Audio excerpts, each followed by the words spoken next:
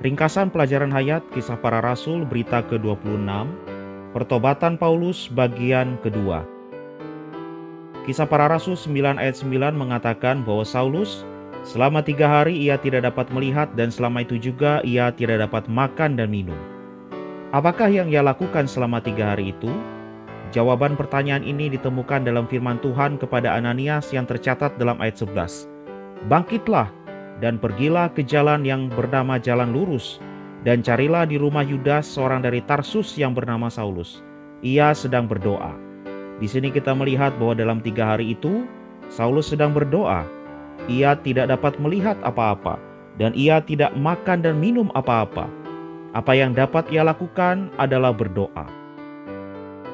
Boleh jadi, sewaktu Saulus sedang berdoa, visi demi visi dan wahyu demi wahyu mengenai Kristus dan gereja datang kepadanya. Pengalamannya selama hari-hari itu mungkin bagaikan menonton televisi surgawi yang di dalamnya ia melihat banyak hal mengenai Tuhan Yesus. Saulus mungkin terus memikirkan kenaikan Tuhan yang menunjukkan inkarnasi, kehidupan insani, kematian dan kebangkitannya. Saulus mungkin menyadari bahwa sebagai dia yang sekarang berada di surga itu, Tuhan telah melalui proses inkarnasi, kehidupan insani, kematian, kebangkitan, dan kenaikan. Kita perlu terkesan dengan fakta bahwa selama 3 hari itu Saulus tidak makan atau minum. Apa yang ia lakukan adalah berdoa. Sewaktu ia sedang berdoa, wahyu mengenai Kristus dipertontonkan ke dalam dirinya. Melalui visi-visi yang ia lihat selama hari-hari itu, Saulus menerima berita yang lengkap tentang Injil. Saulus bukan hanya melihat bahwa Yesus adalah Yehova, Juru Selamat yang telah mati dan bangkit. Ia juga melihat bahwa Tuhan Yesus adalah satu dengan para pengikutnya. Pengalaman Saulus terhadap aku yang korporat, Kristus dan tubuh, pasti telah memberi satu kesan yang dalam pada dirinya dan mempengaruhi ministrinya di kemudian hari mengenai Kristus dan gereja.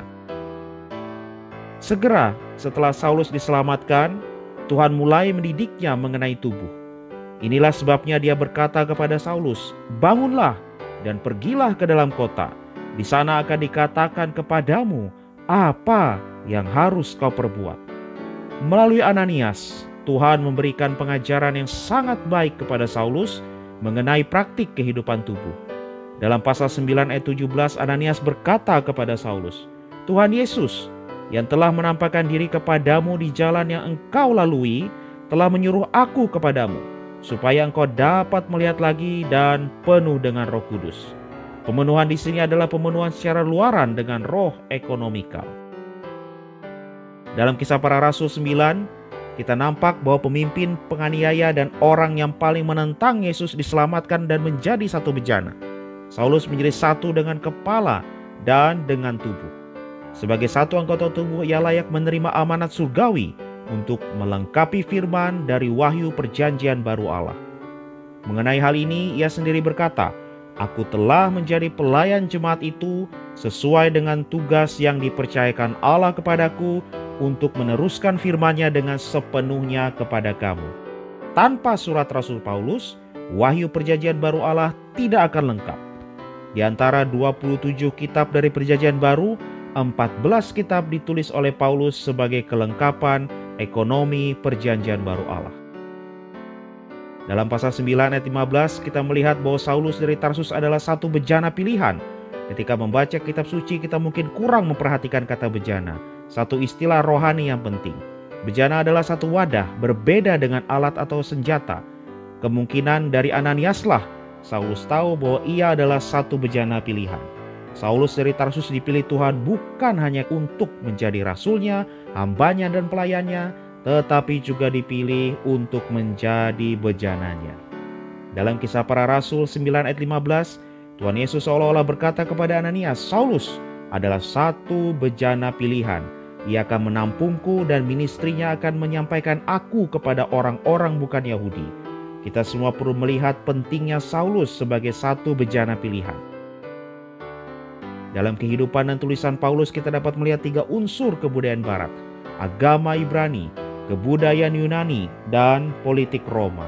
Karena Paulus adalah susunan dari 3 unsur ini, ia cocok sebagai suatu bejana untuk menampung dan menyampaikan Kristus yang Al-Muhyi. Dalam mempelajari Alkitab tidak cukup hanya mengenal huruf hitam di atas putih. Kita juga memerlukan visi dan pandangan rohani. Tuhan Yesus memiliki visi dan pandangan yang demikian ketika Dia mewahyukan bahwa gelar ilahi Allah Abraham, Allah Ishak, dan Allah Yakub itu menunjukkan kebangkitan. Kita tidak dapat melihat hal yang demikian hanya dengan membaca Alkitab secara harfiah saja. Hanya dengan memiliki visi dan pandangan rohani kita dapat melihat bahwa kebangkitan tersirat dalam gelar ilahi ini. Memiliki pemahaman yang demikian bukanlah mengiaskan kitab suci atau hanya membuat kesimpulan. Sebaliknya, ini adalah menerima wahyu melalui mempelajari firman Allah yang tertulis. Ketika kita membaca Kisah Para Rasul pasal 9, kita juga perlu melihat visi surgawi mengenai aku, Yesus, dan bejana pilihan.